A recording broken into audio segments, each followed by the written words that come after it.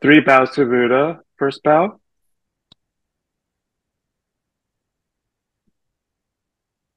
Second bow.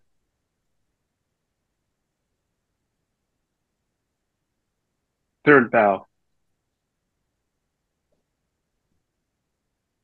And I guess bow to the teacher. Yeah, thank you. This is a 2024 Yin-Shun Foundation's Dharma retreat. I'm so glad that somebody can come here. Not too many people show up. I wonder why they all in my list, but I don't see them. It's okay. We still continue anyway.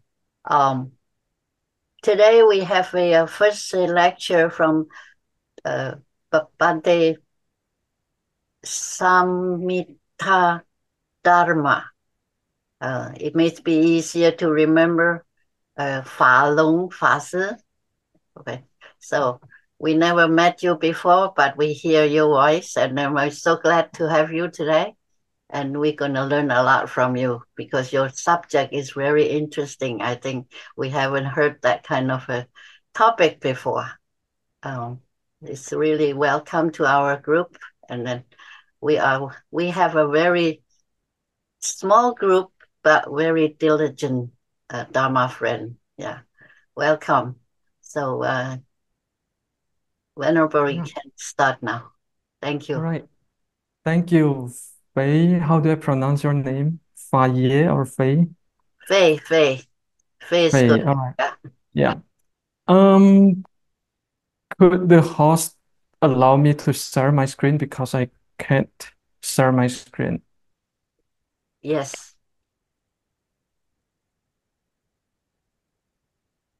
you cannot share your screen, you said? Yes, I'm the co-host now. Thank you. Okay, so let me share my screen. All right, Yes, y'all can see my screen well? yes, Great. good. Okay, so um this year topic is early Bodhisattva practices, and I'm gonna base this talk on two sutras primarily. First is the Vajracchedika Sutra, or what you all might know as the Diamond Sutra. And the second sutra is Ugra Pariprucha Sutra, or the Inquiry of Ugra. You might not have heard about this sutra, but don't worry, we'll dive deep into these texts. And welcome. The first day and first lesson is early in the morning, I know, because mainly a lot of the night or the evening slots have been filled up by other venerables. So I was left with only the morning time slot. So yeah. And our agenda for these 4 days is gonna be on the first day, I'm gonna introduce to you about the Gandharan Buddhist manuscript, and then we're also gonna talk a little bit about Vajracchedika. Hopefully, we still got time. And then on the second day, we're gonna continue on the Diamond Sutra, and we're gonna see the Bodhisattva practices or the practical aspect of the Diamond Sutra, because if you'll ever read about the Diamond Sutra, you know that the content is pretty philosophical, heavy, rather than practical. And then on the third day, we're gonna move on into the Ugra Pariprucha Sutra, and we're gonna see how the early Bodhisattva practices prescribed in this text. And then last day, we're going to continue on Ugra Pariprucha, and let's see what we can learn and take away from the whole series this year. So 2 days on Vajracchedika, 2 days on Ugra Pariprucha. All right. So since this is my first time to meet y'all, I'm going to introduce myself first. As Faye has introduced you all, my name is Venerable Samiddha, or you can call me Falong, the Chinese name. I'm I've been a monk since 2015, and I'm originally from Indonesia. And then I received my ordination in Malaysia, and then went to Fuyan Buddhist Institute, founded by Venerable Yin-Shun, to study Buddhism, and then received my full ordination there. And then I went to the United States to pursue my study, both bachelor degree, and I'm currently on my master's degree in Seattle at the University of Washington. So my training is obviously monasticism, and then religious studies, Buddhist studies, languages, and literature. These are languages that I'm trained in Buddhism, as you can see. From the very left side, do you all know what the language is? It's Chinese, right? It's the Chinese character. And then the second one is Pali, because Pali doesn't have its own script. So you can use any script to write the Pali language. And then the third language is Sanskrit, written in Devanagari script. And then on the very right side, it's, anyone know? It's Kharoshthi script, or the language is Gandhari. No worries, I'm going to introduce you in a moment about this field in Buddhism. And then my main research in Buddhism is early Mahayana, and then Buddhist manuscripts from Gandhara. All right, so before we go into the topic, I'm going to start from the scratch. How did Buddhism begin, right? So my question is where to begin? Where does Buddhism begin? Of course, the answer is India, right? Buddhism is from India. And then from India, it spread to the south, to Sri Lanka, and then to the whole Southeast Asia countries. And it became what we know today as Theravada Buddhism, or Southern Buddhism.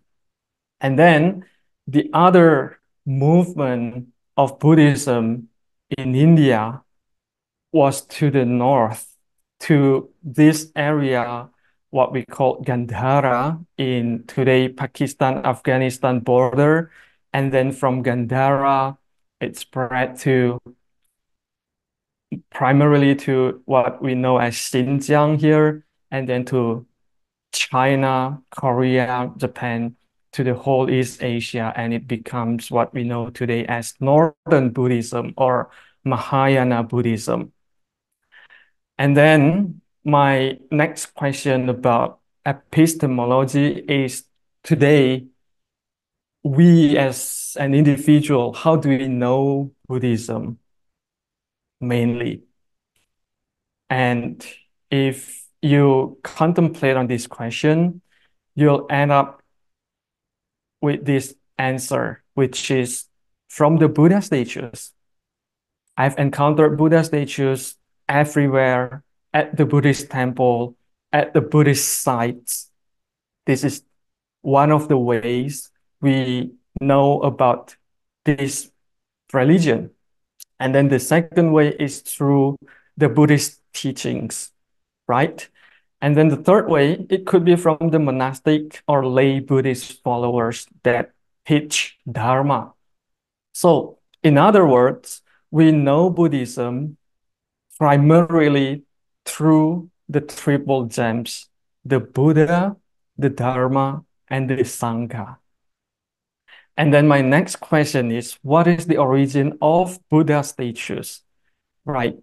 The Buddha has died. We can no longer encounter a living Buddha. So the primary way we encounter the Buddha is through the Buddha statues. So what is the origin of Buddha statues? And then the second question is, how do we know the Buddhist teachings? Of course, I cannot ask the third question, how do we know monastic or lay Buddhist followers? Because they're everywhere today, right? So to answer the first question, what is the origin of Buddha status? We have to go back further during the time of the Buddha. At the time of the Buddha, people worship the Buddha himself, the living Buddha himself. Immediately after the Buddha died, people worship what? Do you all know what is this? Relics, or the remainings of the Buddha and the remainings of Buddha's disciple, the remainings of the sages.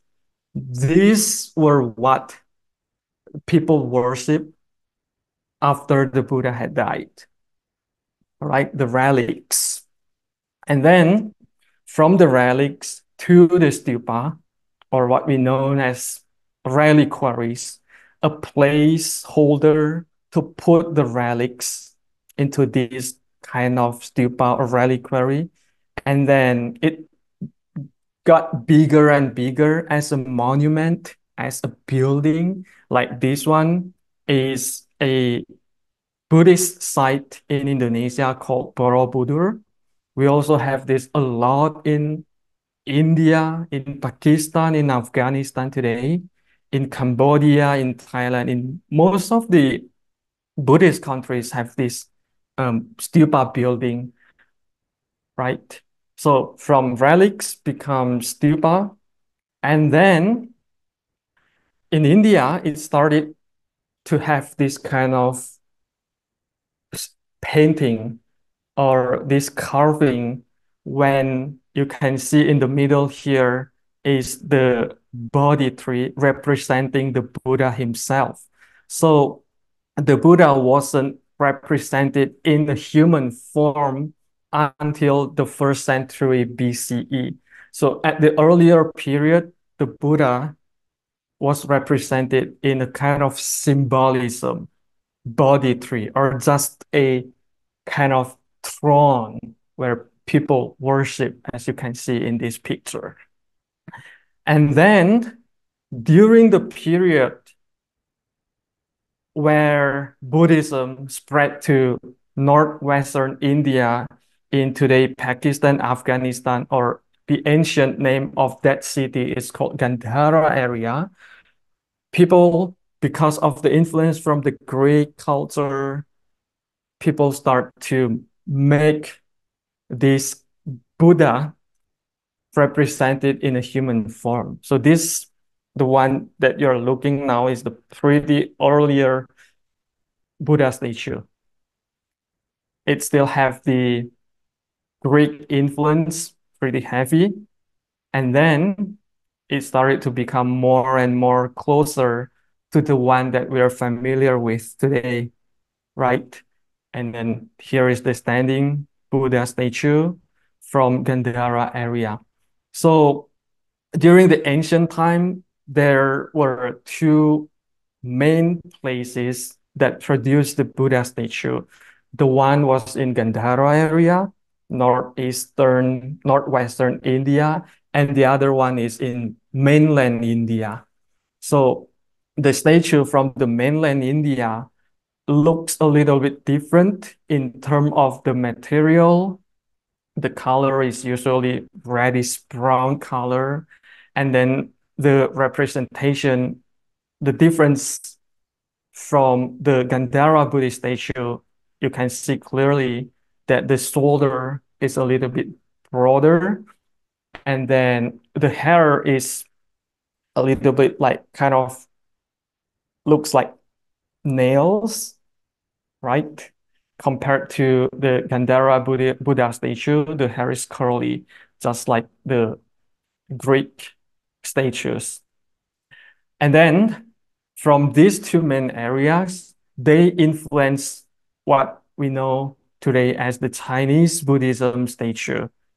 So on the right, that is the Chinese Buddha statue.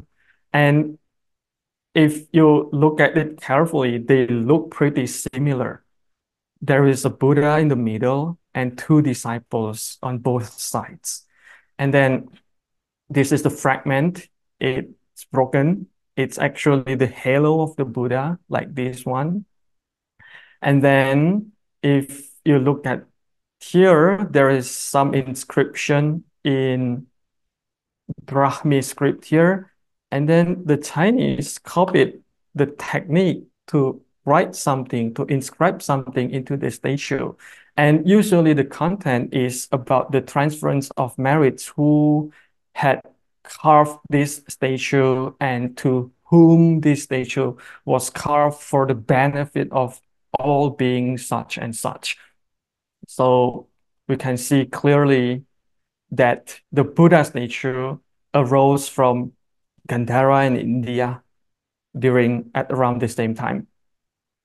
And then here, I just want to let you know that in the early period, the two main bodhisattva of the Buddha that usually sits or stands on the right and left side of the Buddha is not the one that you see today. So if you're really familiar with the temples, no matter whether it's Chinese temple or Vietnamese temple or whatever temple it is that contains bodhisattva statues in it, usually they have Avalokitesvara and Kshitigarbha bodhisattvas, right? But then during the earlier period, the two main bodhisattvas are on the right side, it's Maitreya, and on the left side, it's Avalokitesvara. So the triplet, the combination of Buddha and Bodhisattvas are the Buddha, the Shakyamuni Buddha, Avalokitesvara Bodhisattva, and Maitreya Bodhisattva. But we no longer see this combination anymore today. And then to answer the second question, how do we know the teaching of the Buddha? The answer is through the Buddhist scripture or through the Buddhist teaching. But how do we know the Buddhist teaching? Well, the answer can vary depending on how you encounter or how you listen to the Dharma. But no matter what, the Buddhist teaching must come from the Buddhist scripture. By this, I mean the written scripture, right? So whether it's the lay teacher or the monastic teacher, they all learn from the written scriptures or from the text, from the canon, from the Buddhist scripture. So there are three main traditions in Buddhism. The first one is the Pali tradition, based on the language. The second one is Chinese, and the third one is Tibetan.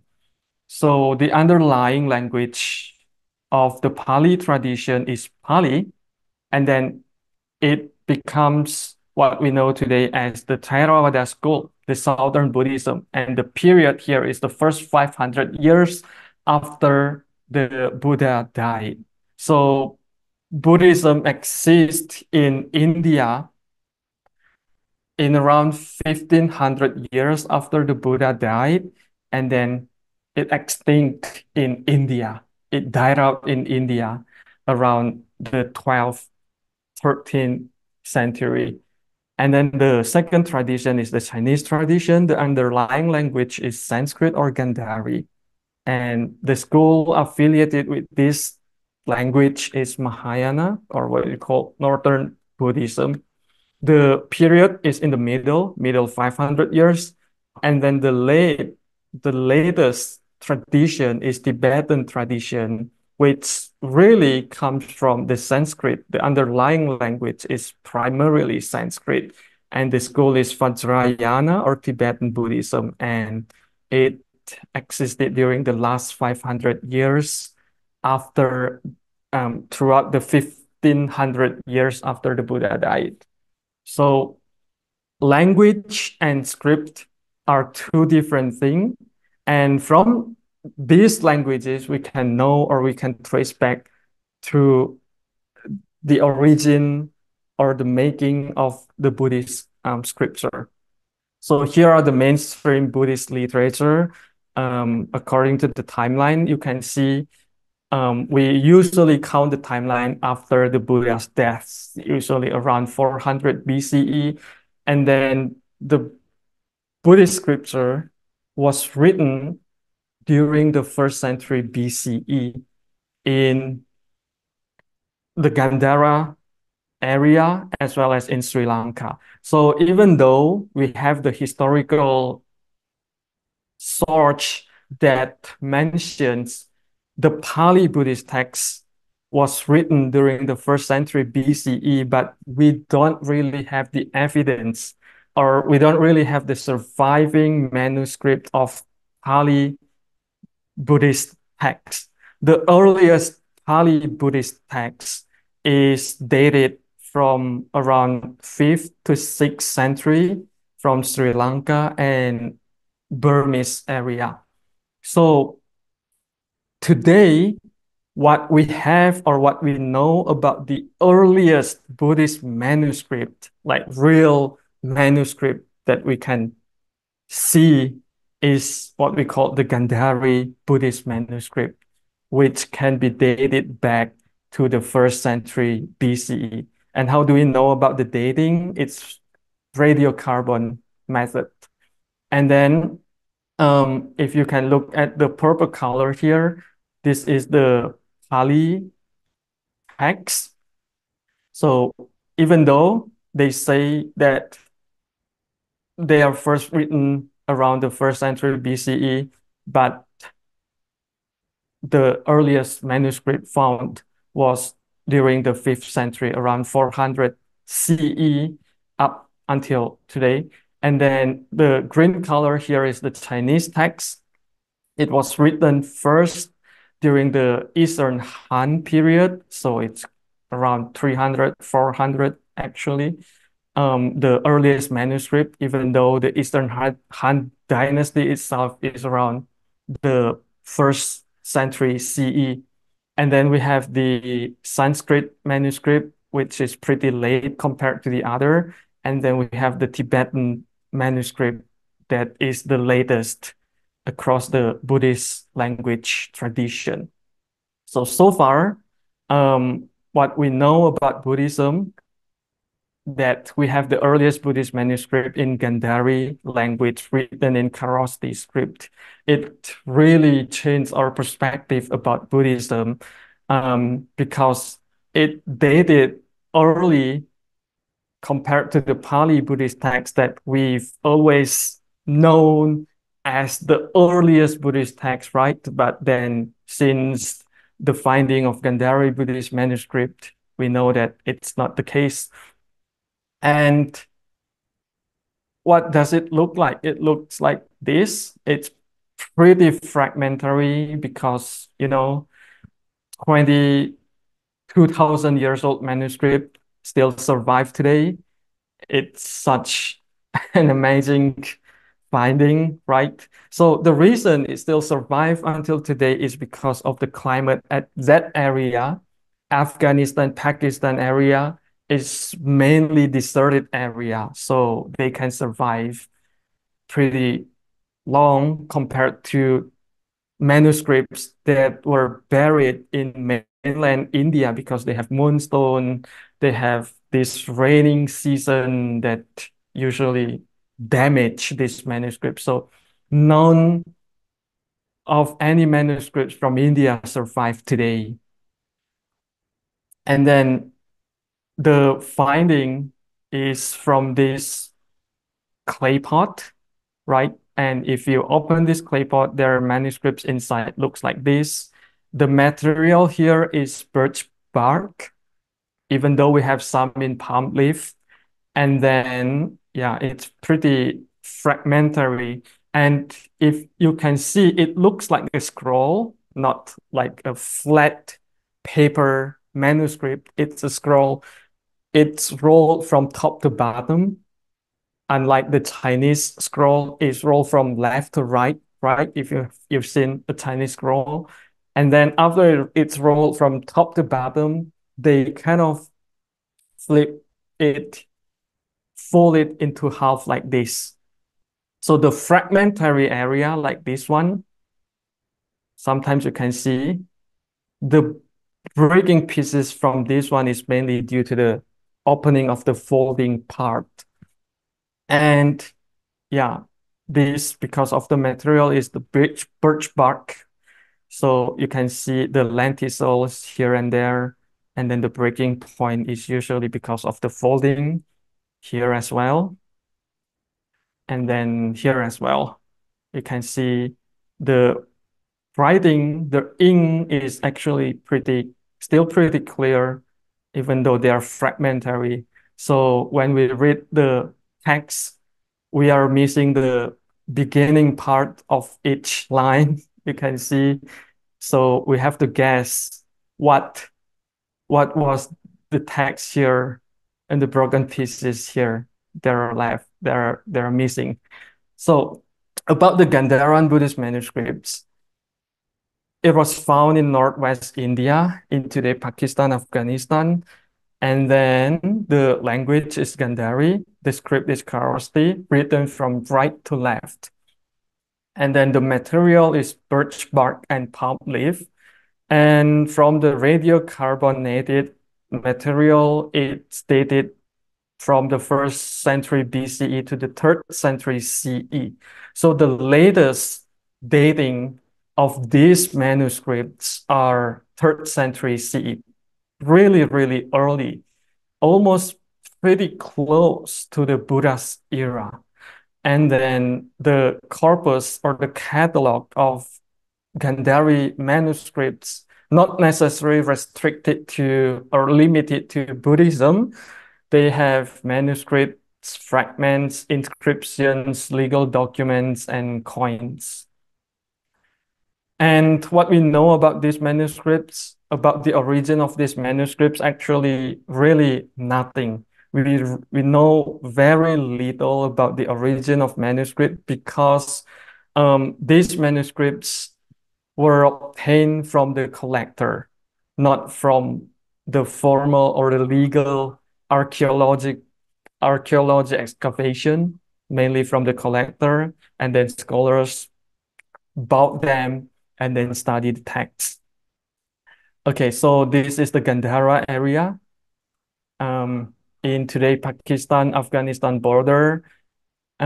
This place in square is what we call the proper Gandhara, even though a lot of the manuscripts was found in the area surrounding them. And then we also have the Khotan Dharmapada, which is the first Gandhari manuscript found. And then here another perspective from the map, we can see in today what we call this area Peshawar in Pakistan. And then the genres of the Gandhari Buddhist manuscripts are Dhammapada, if you're familiar about the Dharmapada text, Pali Nikayas, Chinese Agamas, Mahayana Sutras, Vinaya texts, commentaries, and Buddha biographies. So there are nothing new, or we don't really discover any mystery of Buddhism because a lot of the time the content of these manuscripts are pretty similar to the Pali Nikayas or to the Chinese Buddhist texts. They have a lot of parallel with the same content, just different language or just different approach, different, expression, but the main content is just the same.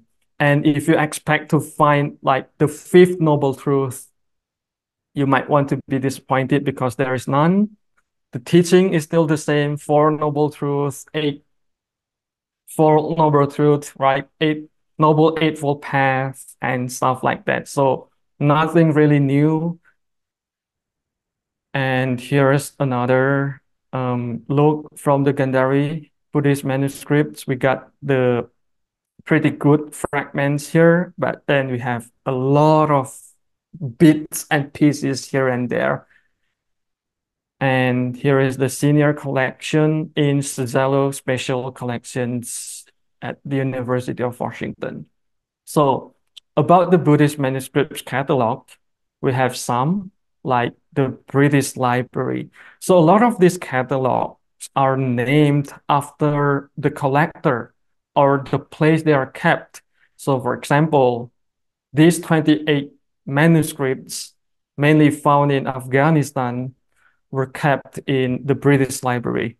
And then we also have the name of the collector, Martin Scoyen, or usually we call as Scoyen Collection. We have around 200 palm leaf fragments found in Gilgit region. And then we also have Piliad collection. We have 8 small palm leaf fragments. And then we have Robert Senior, 24 manuscripts. Bazaar collections, we have 19. Most of them are Mahayana Sutra, and then Raksha text, which is the protection text, like mantra. And then we also have the Arapatsana. If you learn Mahayana Buddhism, you might encounter this text, like the mantra Om Arapatsanati. And then we also have the Pratimoksha text, which is the monastic rules text. And then we have split collection, around 5 manuscripts. It's called split because it is split between the Western collection, a government agency, and another private owner. And then we have that in Islamabad Museum in Pakistan, around 50 to 60 birch bark manuscripts, and we have individual manuscripts like Khotan Dharmapada. It's called Khotan Dharmapada because it was found in Khotan, an area in Xinjiang, southwest Xinjiang. And if you want to taste the sample text of this Gandhari manuscript, so here we can see the British Library manuscript. The code number is 12. This is how we name the sutra, by the collection that we've just seen, and then the number of the collection. And the sutra is called Dona Sutra. It has the parallel in Anguttara Nikaya. So a lot of these texts have parallel in Pali, Chinese, or even in Tibetan, even though it's pretty rare to have the parallel in Tibetan, mainly in Pali and Chinese. So here, Dona, a Brahmana, after he encountered a Buddha, he asks the Buddha, "Who then, Venerable Sir, would you be?" And then the Buddha answers, "Brahman, I am the enlightened one. I am the enlightened one." So the word enlightened one here in the original language is actually the Buddha. I am the Buddha. I am the Buddha. So there is a discussion about this term Buddha.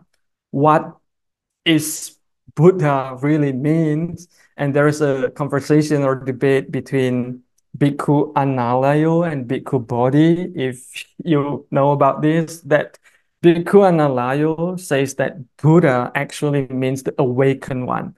That's why you see elsewhere in the English translation, sometimes Buddha is translated as the awakened one. But Bhikkhu Bodhi says that the word Buddha should mean the enlightened one. So if we look at the Sanskrit language, Bud, it actually means to awake, right? Like to awake from the sleep. But then in the sense of Buddha, it has another flavor, not just someone who is awaking from sleep, like a very worldly meaning, but it has the sense of like someone who has awakened from this delusional world and achieved the, unworldly wisdom or knowledge. Thus, the Buddha should be understood as the enlightened one. Of course, there's another topic. And then the Buddha goes on explaining what he means by this term, Buddha. So the Buddha says the defilements by which there would be rebirth as a god or by which I would be a Gandharva, like a celestial being flying in the air, or by which I would become a yaksha, like what is yaksha?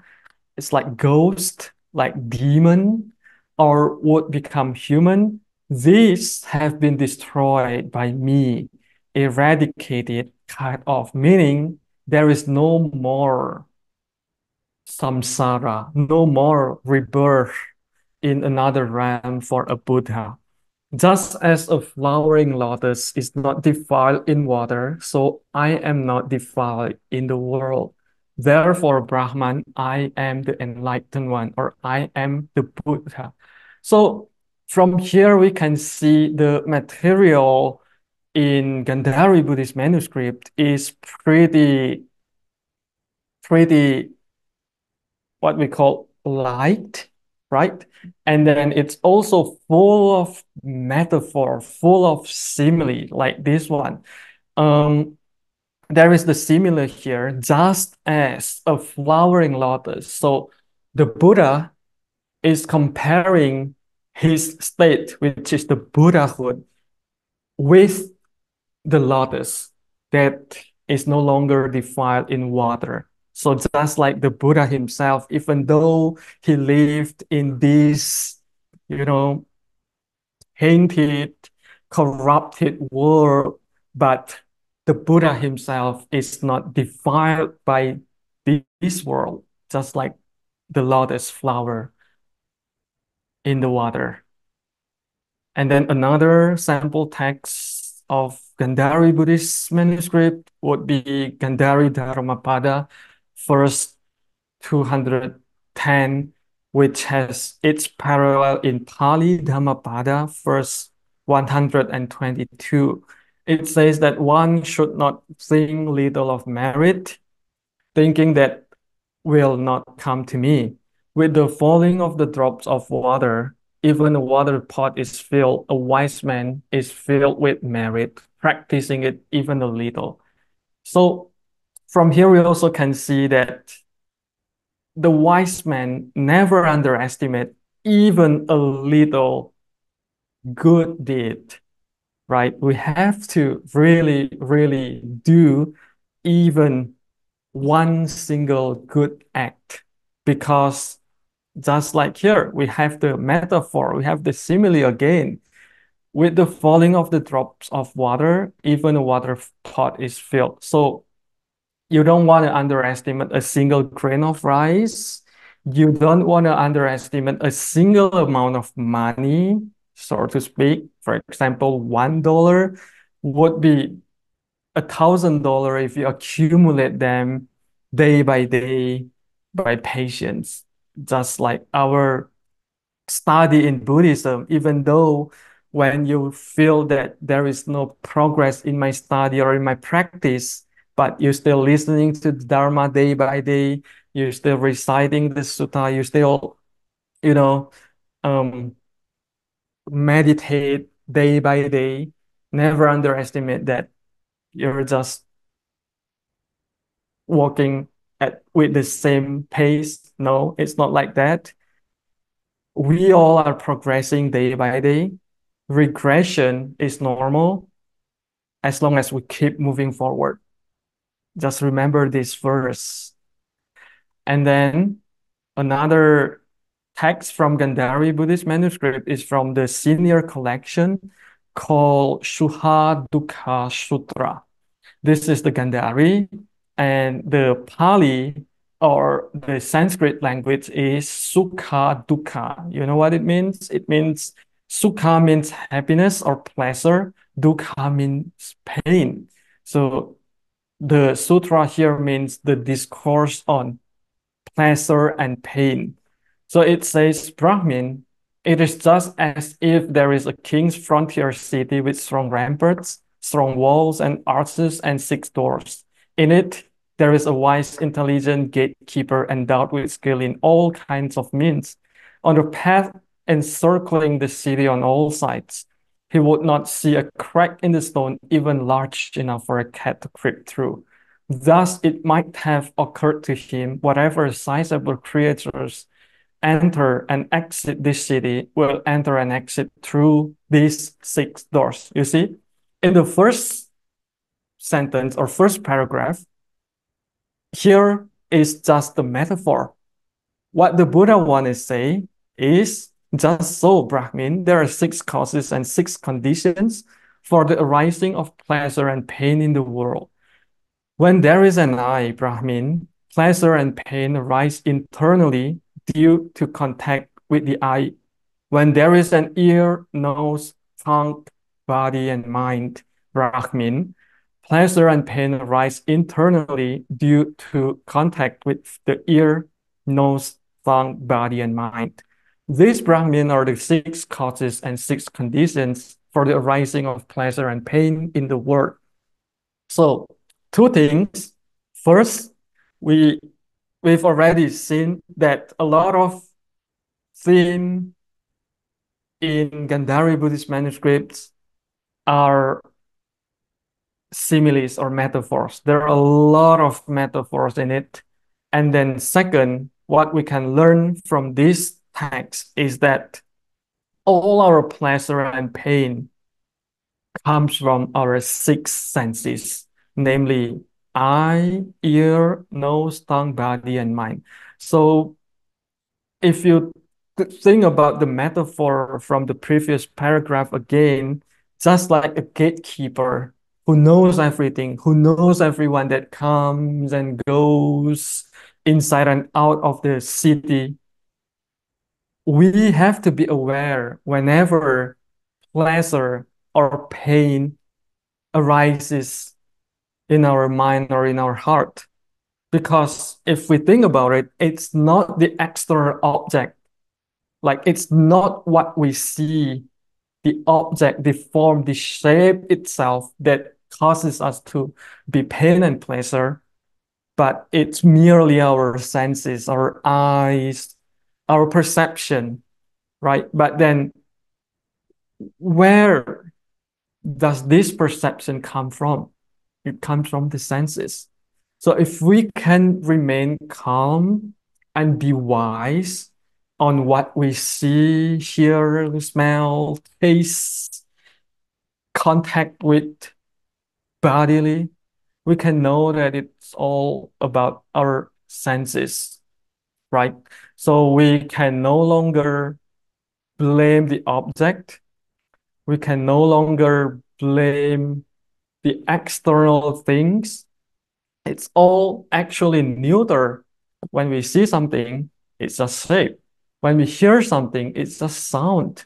Sound doesn't have good or bad. It's just sound. So if you want to avoid pleasure and pain, there are 2 things to do that. First, you have to put what we call well attention or wise attention. Realize that sound is just sound, form is just form without giving any label in it. And then if you cannot do that, get away from the object because senses, according to this text, cause pain and pleasure. As long as there are senses, as long as there are contacts with the objects, pleasure and pain will eventually arise depending on what we encounter. If it's desirable object, pleasure rises. If it's undesirable object, pain rises, right? So if, for example, right now you're sitting in your living room or in your bedroom, do you like your room? If you look outside to your backyard, do you like your backyard or do you hate it? So it's not about the your room or the backyard that is problematic. It's about senses, actually. All right. So, is there any Gandhari Buddhist canon like the ones that we know in Pali Buddhist canon? We have Chinese Buddhist canon, and we also have Tibetan Buddhist canon. But do we have Gandhari Buddhist canon, like another separate canon that has never been discovered until recently? So the answer is depending on how you define a canon. If you define a canon as a comprehensive, organized, and standardized body of authoritative scriptures defined by a religious or secular authority, then there is no Gandharan canon because there's no such text that is comprehensive, organized, just like in Pali canon. We have the Sutta Pitaka, Vinaya Pitaka, we have the Abhidharma Pitaka. Overall, we call it three baskets or three Pitaka. But do we have that in Gandharan Buddhist canon? No, if your definition of canon is this. But if by canon we mean the practical canon, which is the units of text actually employed in the process of collecting manuscripts, copying them, reading them, commenting on them, listening to them, and preaching sermons based on them, then there is a Gandharan canon because a lot of the Gandhari Buddhist canon or the Gandhari Buddhist manuscripts that are found today are actually used in a sermon or as copy texts that were popular at that time. So just like today, we are known the so for example, the Heart Sutra in East Asian Buddhism in Taiwan and China, for example, a lot of people use the Heart Sutra to copy them, to write them down as a kind of Buddhist practice. So if that's the case, right? If then what the people has copied down and write down this Heart Sutra is buried down, and then in the future, when this Dharma, for example, has extinct for a long period of time, and then there are some people in the future excavated the ground and then find this Heart Sutra, it's written down. I think that's the case during the Gandhara Buddhism at that time. So that's why we can find in the archaeological excavation this sort of Gandhari Buddhist manuscript because people, especially monks at that time, copy these sutras and then buried them down, preserved them down in order to preserve the Dharma.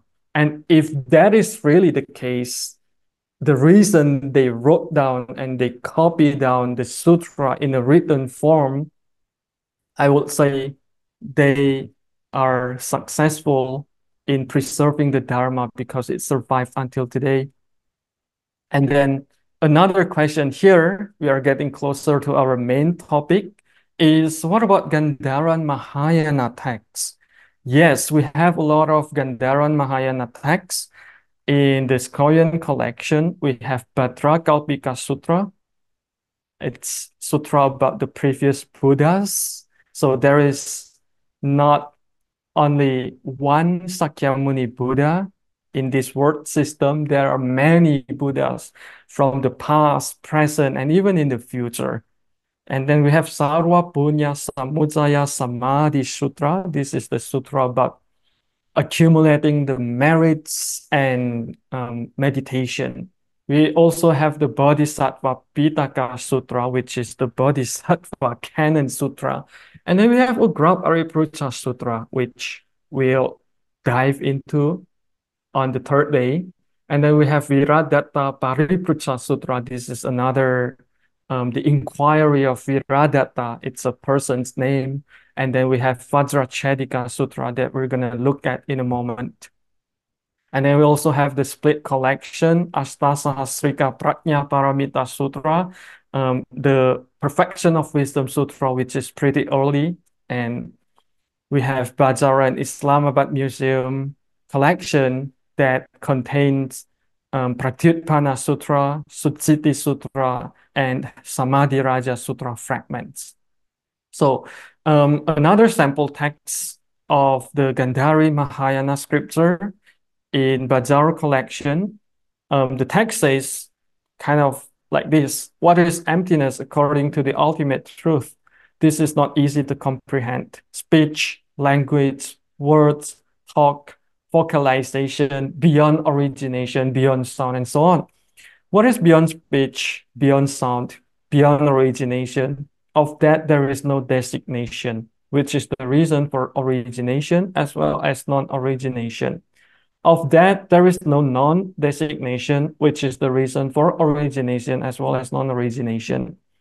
There is no mental construction. When there is no mental construction, then it is called empty according to the ultimate truth.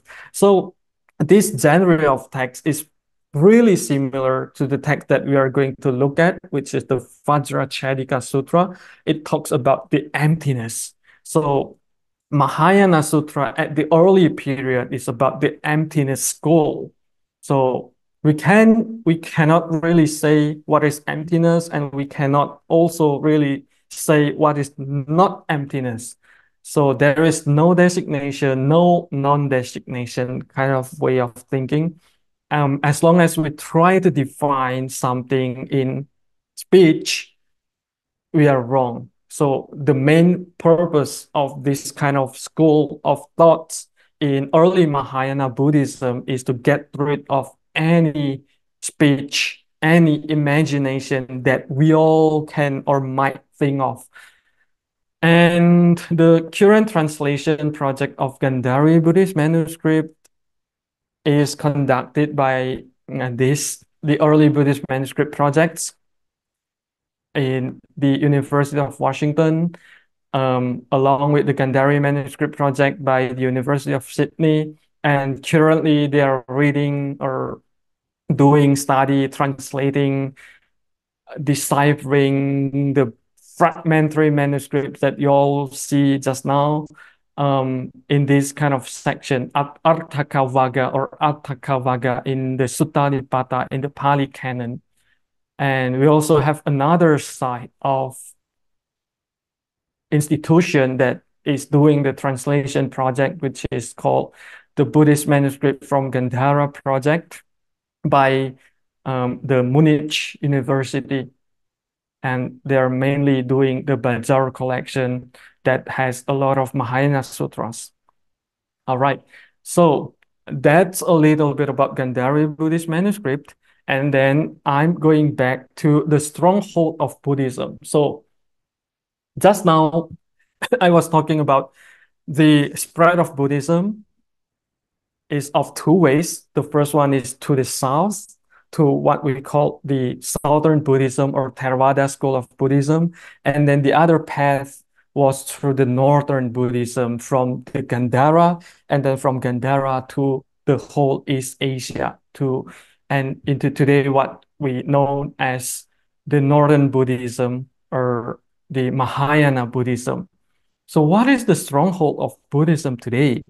Even though Buddhism died out in India, for me, it's not something that we have to be sad about, because even though it's died out in India, it flourished outside of the India.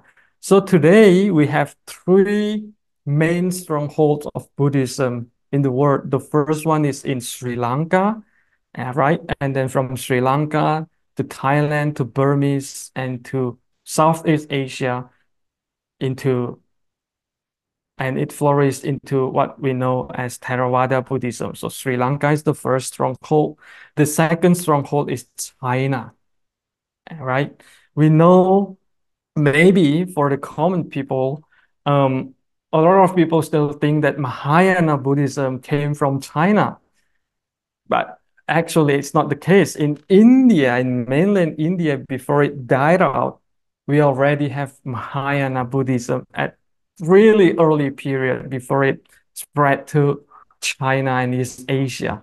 And then the third stronghold of Buddhism today is in Tibet and in what we know today as Tibetan Buddhism or Vajrayana or esoteric Buddhism. So there are three strongholds of Buddhism today. And if you look at this map, you can see the spread of Buddhism from here is the center of Buddhism during the Buddha's time when the Buddha is still alive in today northeast side of India. And then during the period of Ashoka, during the period of King Ashoka, he sent a lot of Buddhist missionaries throughout the India, and even it reached outside India, right, to the Gandhara area, to the Bactria, to the western part, to the western world, and then to the east, it reached China, Korea, and Japan. And then to the south, it reached Sri Lanka, Thailand, Burmese, Cambodia, Indonesia, Philippines, and so on. So this happened at very early period. And then during the 19th century, right, Buddhism spread to the West, to the United States from the immigrants, Japanese immigrants, Chinese immigrants, and so on. And it becomes a like global religion today. So what is the impact of Gandharan Buddhism? It helps to piece together the puzzle of the history of Buddhism. And then it provides us the direct access to the material used by the Buddhist community in that region. So, for example, we know that what are the materials that we use today in the Dharma teaching today.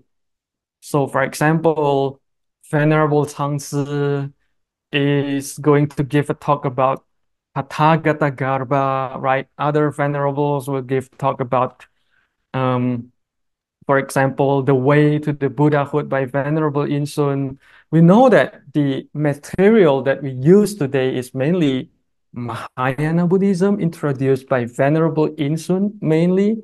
But then what was the material used by the monastics or even lay people at that period in that region? And we can know the answer from the Gandhari Buddhist manuscripts. And then it has the concrete proof of the existence of Buddhism in the area outside of the Buddhist center in India, marking the expansion of Buddhism at a very early period in time. The importance of preserving the Dharma using the new technology at that time, which is writing. So we all know that writing, by writing, I mean writing in a paper or in a birch bark leaves or palm leaf. And it was invented during around the first century BCE, actually. So by the time the age of these Gandhari Buddhist manuscripts is actually pretty close to the beginning of the invention of writing. So by that, we should be inspired to preserve the Dharma using our technology today, which is digitalization and even AI. A lot of our Buddhist canon has mainly digitalized, so we are no longer depending on a book, right? Like in preparing these talks, I don't have books with me right now. And the whole Tripitaka, the whole Buddhist scriptures are now on the internet. Everyone can access it, even with your mobile phone, with laptop. So yeah, we should learn from them. And then many Buddhist texts in Chinese come from this region. Mahayana had existed in that region at an early period. So if you've encountered someone saying that Mahayana is not the teaching of the Buddha, or it's just the invention of the people from the later period, this Gandhari Buddhist manuscript will give a concrete empirical proof that Mahayana had existed at a very early period around the first century BC, actually.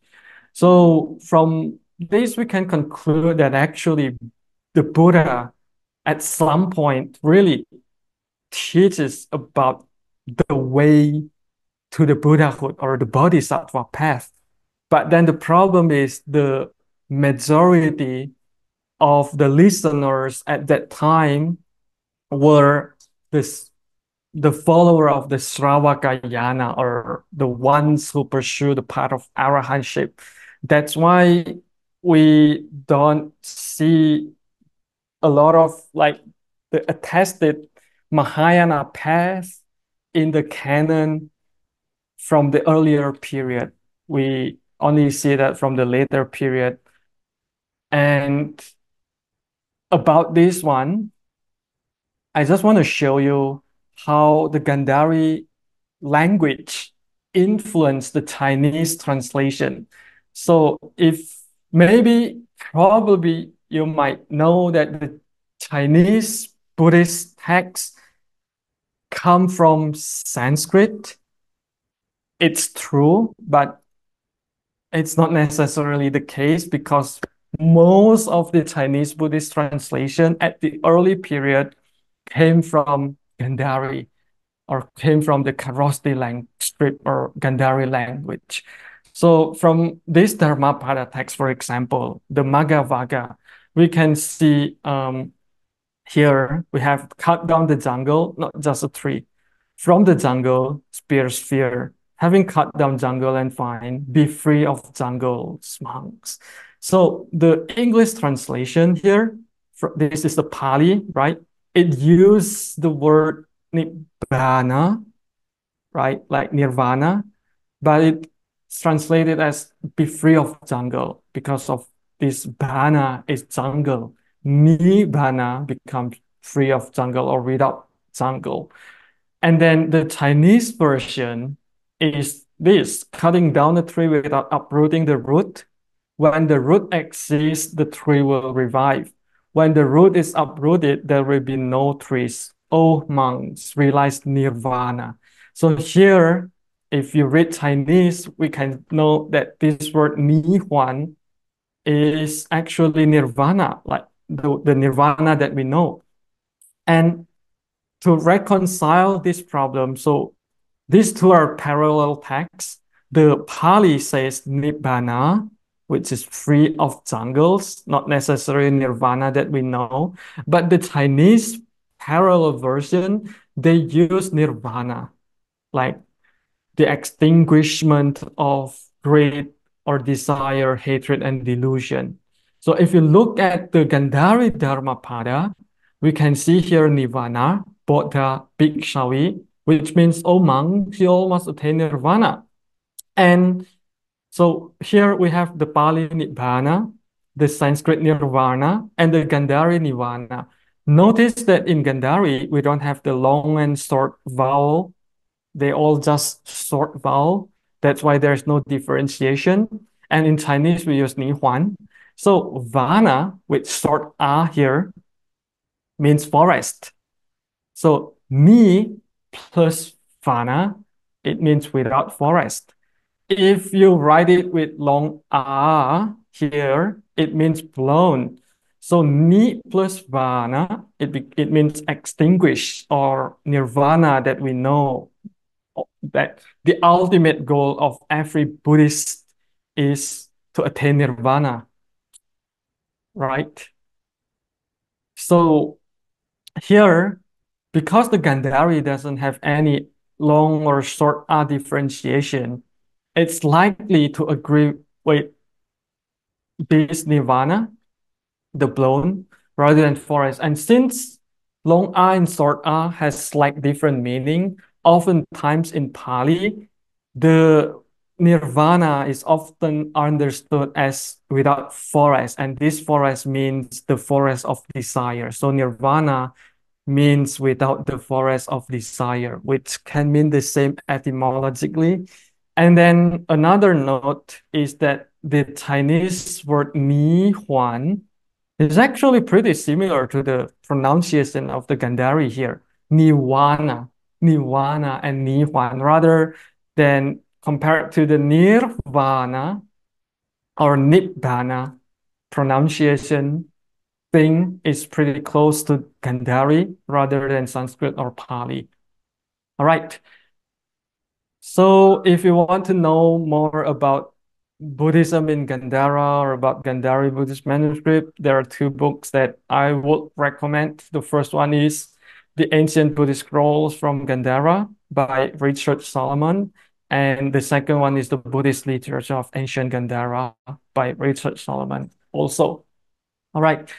And all right, we are getting into our main topic finally. Our topic in this series is early Bodhisattva practices.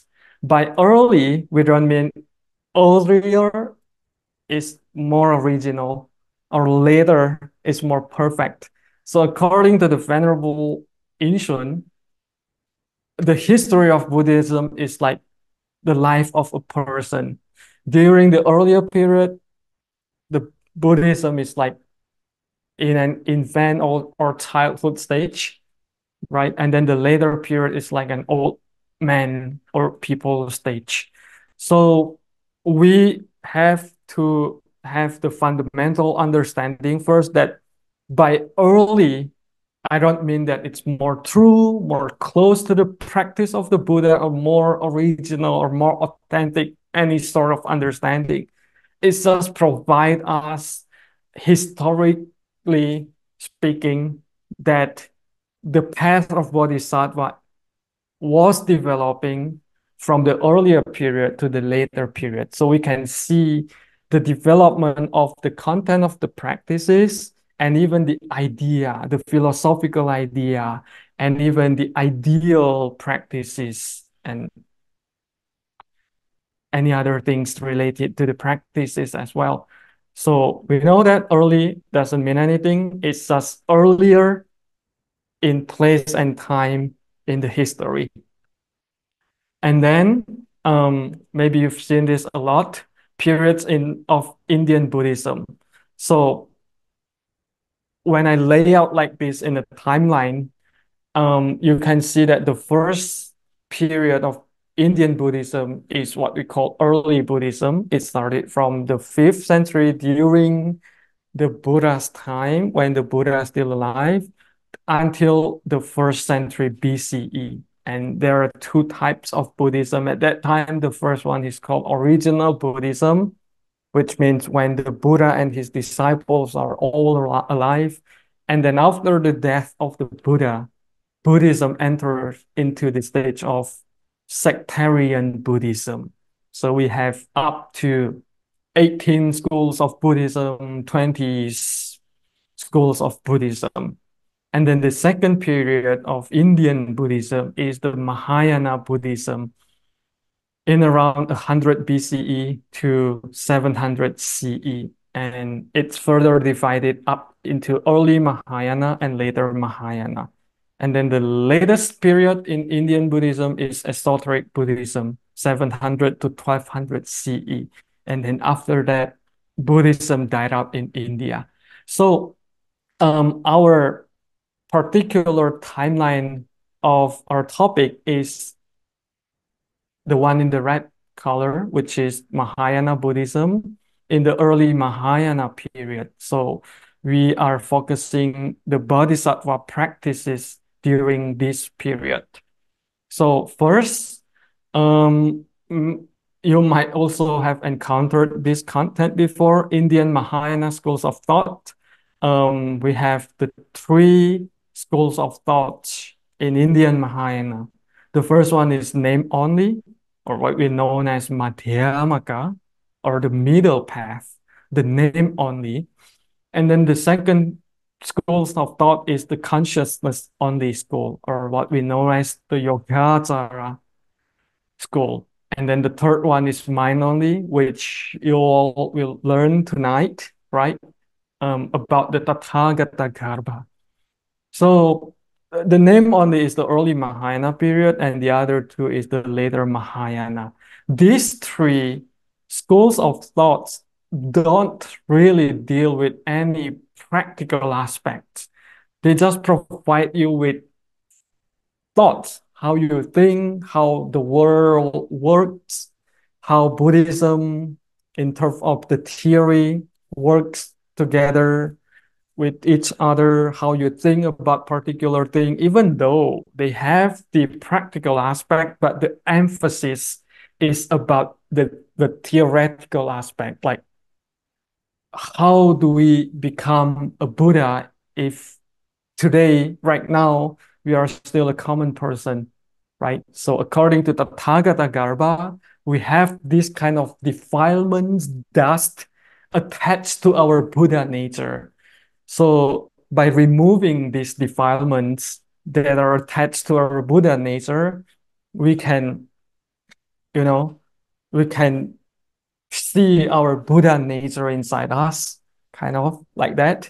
And then according to Yogacara, consciousness only, they have another theory. And then according to Madhyamaka, how the Dharma, how Nirvana and Samsara work, and how we can change from lay people into the sage. So, but about the practices, about the Mahayana practices, these three schools are proposing the same thing. There are little to none difference in the practical aspects throughout the schools of Mahayana. So there are of two. The first one is six perfections, or what we know, Sat Paramita. They are giving, morality, patience, energy, concentration, and wisdom. And I hope you all can memorize this as soon as possible. The sooner the better, because we will encounter this content a lot again and again throughout the talk. And the second practice is the four articles of attractions, or you might know this translation as the four all-embracing virtues. There are a lot of translation for this. It's a really complicated term, even in Chinese and Sanskrit. It's called Sattvari Sangraha Vatsuni. So these are four, and then we have the Vatsuni, kind of like the articles or the contents, four types of um, ways to attract people to learn the Dharma, to follow the Buddha's path. So they are giving again, there are desirable words, beneficial conduct, and working together. You might encounter this already, but with different English translation. It doesn't matter. The content is still the same. And then we are looking at our Diamond Sutra. What is the practical aspect in the Diamond Sutra? There are 4 out of 6 perfections. So the framework is the same, 6 perfections everywhere in almost all Mahayana Sutra, right? So they're giving perfection in the Diamond Sutra, their morality perfection, forbearance or patience, and wisdom perfection, which is the main theme in the Diamond Sutra. And then there are also 10 Dharma practices that we're going to look tomorrow. And then about Ugra Paripurcha Sutra, the second text that we are based on in this talk. What are the practices in this text? Again, the same, giving perfection, and then morality perfection. And then we have this kind that we rarely hear about, that the text, the Buddha encourages us to become a renunciant, or to become a monk, going forth from household to renunciant life. So it provides us a very different approach of Bodhisattva path that we usually know as a more lenient, more flexible way to practice Buddhism is Mahayana practice, as opposed to Theravada, which is more strict, right? But then in this text, it gives us a very strict prescription on how to practice the Mahayana or the Bodhisattva path. And then we have the practice of what we call Duta Guna, which is the ascetic practices. So this text puts emphasis really hard into the renunciant life, and then into the wilderness, into becoming a kind of forest monk as practiced in Thailand, Burmese today. So we all have to do a retreat to live a secluded life away from all the noises in the city and just practice on your own in the forest. And we're gonna dive deep into this text on the third and fourth day. All right. So a little bit an opening for the Diamond Sutra. The full name is called Vajracchedika Prajnaparamita Sutra, which literally translated as the diamond cutter perfection of wisdom, but known as the Diamond Sutra in the West. Really popular text. And I base this text, my reference is Venerable Yin-Shun's If you read Chinese, you can also look up this book. And then the second reference would be the scholarly article by Paul Harrison about the Vajracchedika text. So about the manuscript itself, there is the Gandhari Vajracchedika manuscript found in two places. The first one is Bamiyan, and the second one is in Gilgit. So it's called the Koyan collection and the Gilgit version. And it's dated back to 6th to 7th century CE. Pretty late in terms of early Mahayana Buddhism, because the mark of early Mahayana Buddhism would be around the 1st century BCE up to the 3rd, but then it was dated back to the 6th to 7th century. And here is the Gilgit in today Pakistan, northern Pakistan here. And then the second text was found in Gilgit, pretty close to this Tarim Basin in today's Xinjiang. So there are two separate texts of Vajracchedika found in two separate places, but the content is just the same as the Chinese and Sanskrit version. And we also have the two Sanskrit versions. The first one is the Max Muller version, and the second one is Pargiter version. The one that usually people use the most is the Max Muller Sanskrit version. And we have 6 Chinese versions of this text. So there is not only one Jin Gang Jing, as a lot of East Asian Buddhists know. The first one is Kumarajiva, and the earliest one is Kumarajiva's Vajracchedika Sutra, known as Jin Gang Pora, or literally translated as Diamond Prashna. This one is the most popular one, and the one that I base on throughout the talk is the first one. But then we also have the Bodhi-Ruchi version. We also have the Paramartha version. We have the Dharma Gupta. We have the Xuanzang, and then we have the I Ching. Notice that the Xuanzang and I Ching translation of the title is a little bit different, because another 4 versions above is saying that the diamond is the thing that cuts through the defilements. But Xuanzang and I Ching's translation say that wisdom, that diamond is the thing that being cut by wisdom.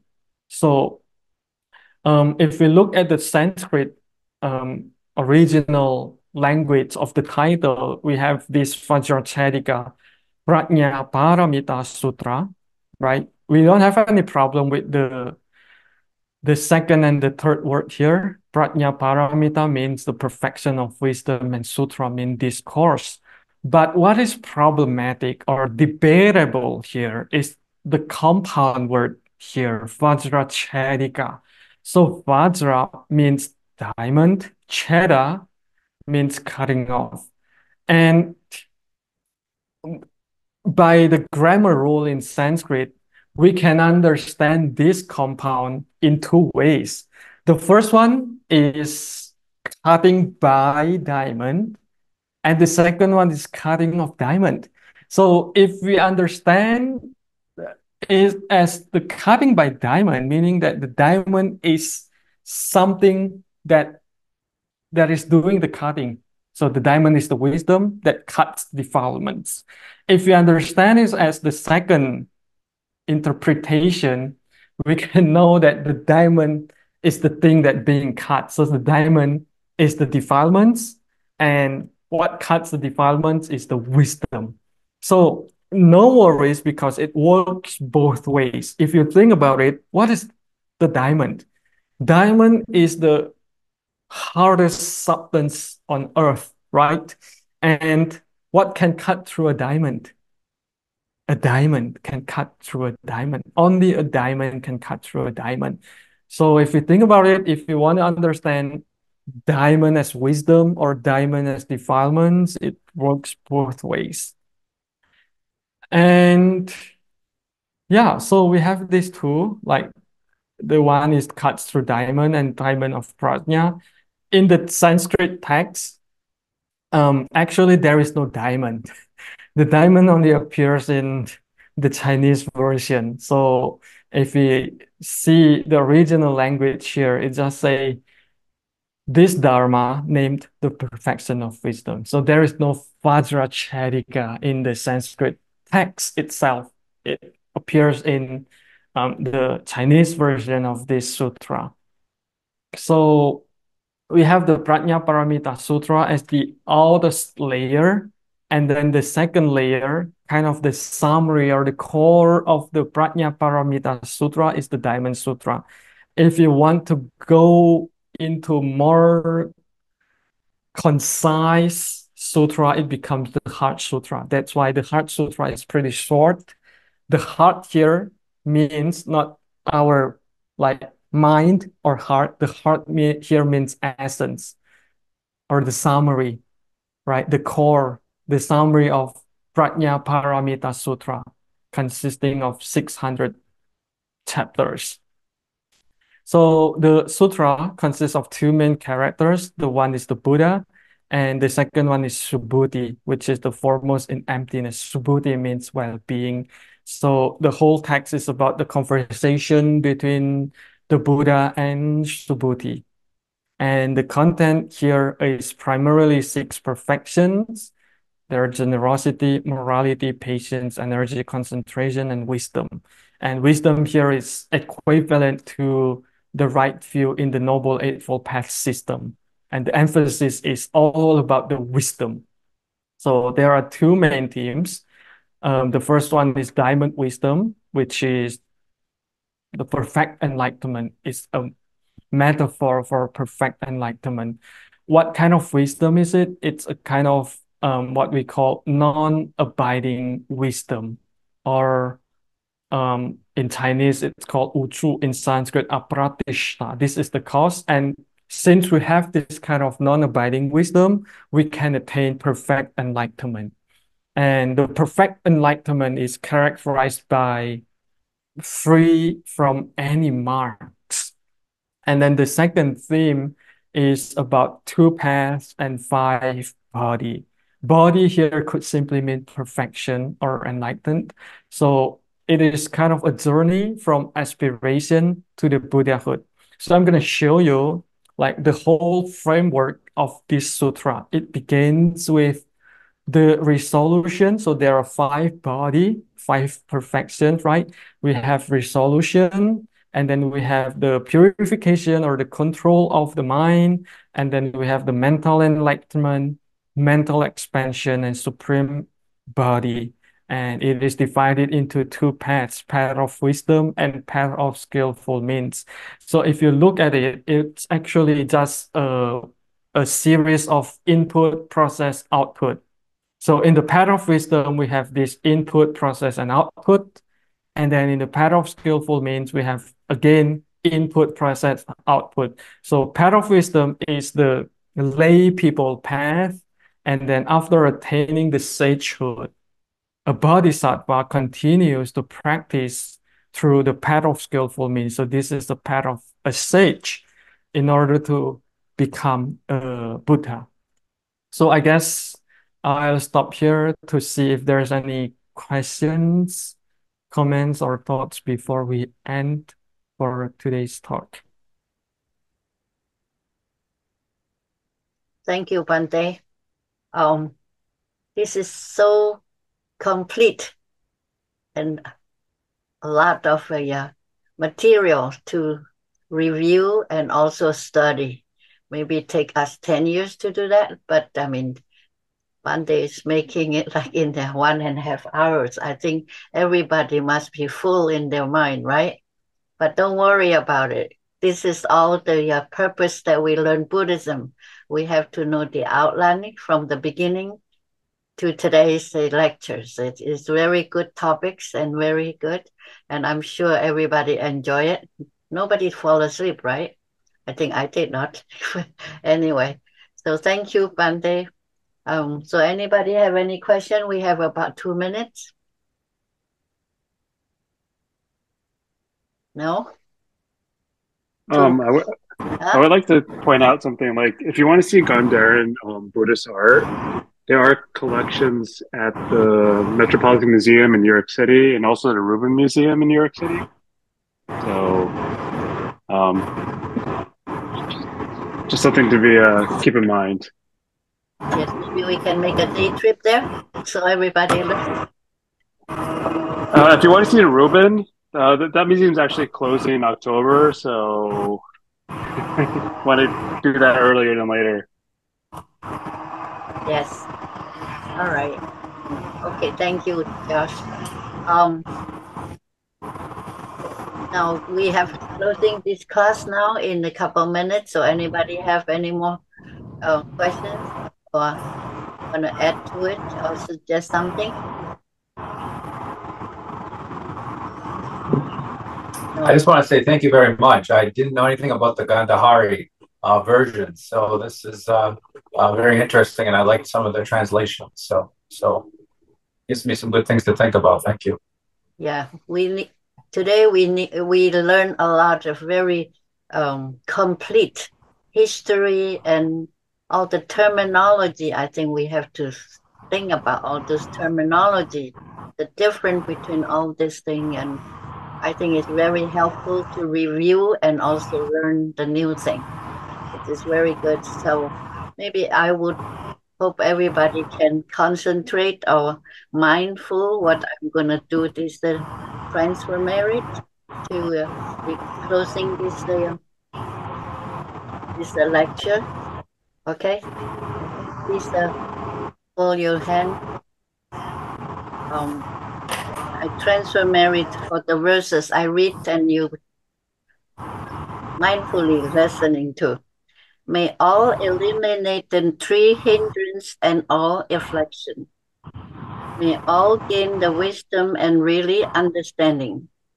May all universal calamity and crime barrier be eliminated entirely.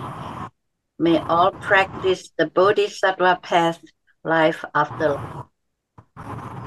This is the transfer merit that I read for everybody. Thank you very much. Please bow to the Buddha. First Buddha, bow to the Buddha first. Second bow. Third bow.